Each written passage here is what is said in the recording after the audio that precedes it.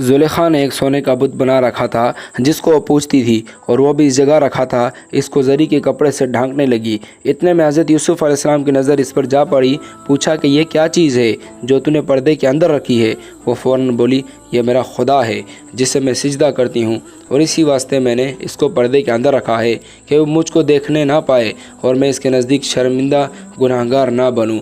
ये सुनकर हज़रत यूसुफ़ अलैहिस्सलाम ने कहा, ए जुलेखा, तू शर्म करती है अपने बुत से कि जिसमें कोई हुस्न व हरकत नहीं, और मैं क्यों कर शर्म ना करूं अपने अल्लाह ताला से जो बेनियाज व ख़बर व बसीरत रब्बुल आलमीन है।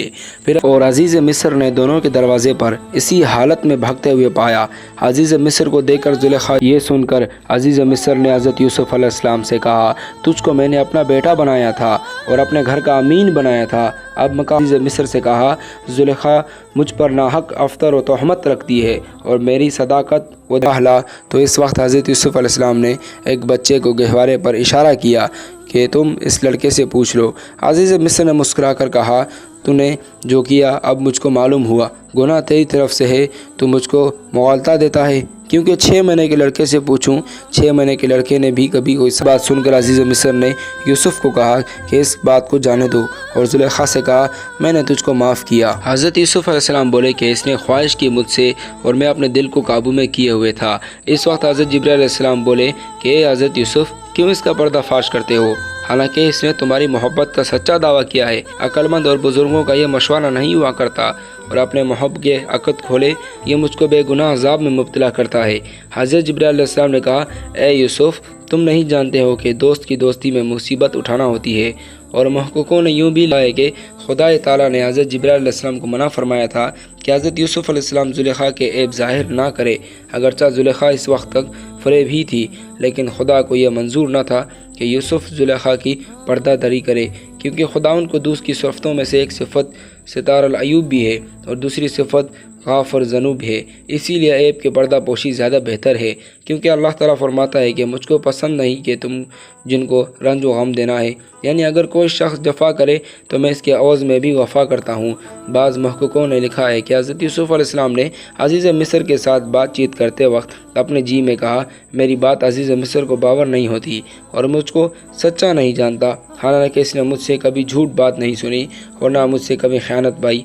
हज़रत जिब्रील अलैहिस्सलाम ने फरमाया, जो अमरदी इस 6 महीने के लड़के से सीख लो। इसने जो गवाही दी साथ दलील के वो तुम्हारे जैसा नहीं, बेतामल कह बैठे कि गुनाह जुलेखा ने किया है, लेकिन लड़के ने यह ज़ाहिर ना किया कि गवाही दे दी। और खुदा को भी यूं कब मंजूर है कि बंदा मोमिन का ऐब ज़ाहिर हो और तमाम मखलूक के सरों सामने रसवा कर दे, अगरचा इससे गुनाह ही सादिर क्यों ना हुआ हो, तब भी अपने हुक्म से पर्दा परोशी करना चाहिए। इस बात में बाज़ों को इख्तलाफ भी है कि क्या किसी ने 3 महीने और किसी ने 7 महीने के बाद इसका ये ज़ाहिर हुआ है कि ये बात खल्क़ुल्लाह के कान पहुंची थी। ये बात हज़रत यूसुफ़ अलैहिस्सलाम की ज़बान से 5 औरतों ने सुनी थी कि जुलेखा की ख़ास हमज़राज थी। वो सब के सब जुलेखा की मुलाजिमत करने लगी। एक तो इनमें से साकी मलका थी और दूसरी बावरचंद और तीसरी औरत ख्वान बरादर थी और चौथी बुलाने वाली और 5वीं हजामनी थी। ये सब मिलकर जुलेखा को मलामत करने लगे। एक रोज़ जुलेखा ने दावत ताम देकर इन सब को बेक वक्त बुला लिया, एक जगह मजलिस की मुकर्रर की, जैसा कि अल्लाह ताला ने इरशाद फरमाया, जब सुना तो करीब बुलवा लिया इनको और तैयार की इनके वास्ते एक मजलिस और दी इनको हर एक के साथ एक छुरी और एक नींबू। और इधर हज़रत यूसुफ़ अलैहिस्सलाम से बोली कि अब निकलो इनके सामने, और हर एक के वास्ते जुदा जुदा तख्त रख दिया था।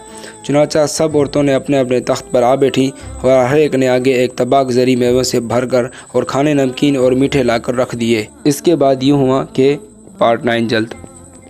अगर वीडियो पसंद आए तो लाइक, शेयर और सब्सक्राइब कर दें। शुक्रिया।